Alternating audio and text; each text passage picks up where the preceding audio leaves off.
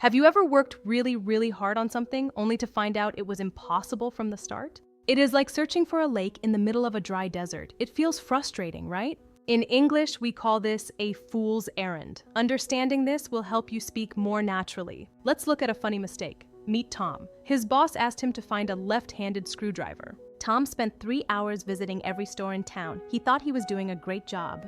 But a left-handed screwdriver does not exist. The clerk laughed and said, "That is impossible."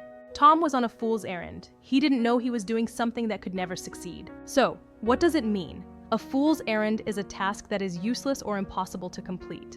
The word errand means a short trip to do something. A fool is someone who makes bad choices. In history, people sent beginners on fake trips as a joke. That is why we call it a fool's errand. Now let's see how to use it correctly. Imagine Sarah is looking for a book that was never written. Her friend tells her, "Sarah, that author never finished that book. Looking for it is a fool's errand." Sarah stops. She understands now. She won't waste any more time on a task that is impossible. Example 1.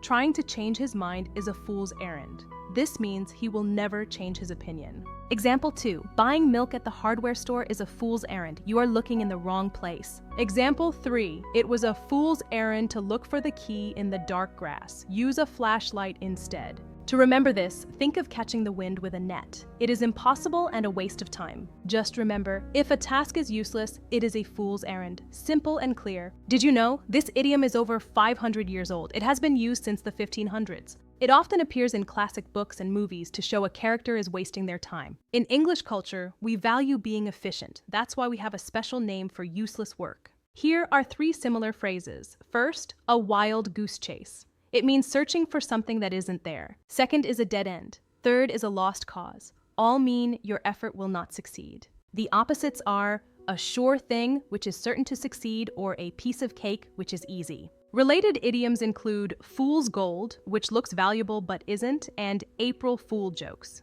A common mistake is forgetting the "es." Always say a fool's errand, not a fool errand. Don't use it for simple mistakes. Use it when the whole goal is impossible from the beginning. Here is a tip. Ask yourself, is this task impossible? If yes, then it is a fool's errand. Now, a quick quiz. What is a fool's errand? A, a quick trip. B, an impossible task. Or C, a funny joke? The correct answer is B, an impossible task. Great job if you got it right. Let's recap. A fool's errand is a useless task. Using this idiom will make your English sound great. Learning idioms takes time, but don't give up. It is not a fool's errand to study every day. Now, it is your turn. Have you ever been on a fool's errand? Tell us your story in the comments. If you enjoyed today's content, please like and subscribe or support us with super thanks. See you in the next video.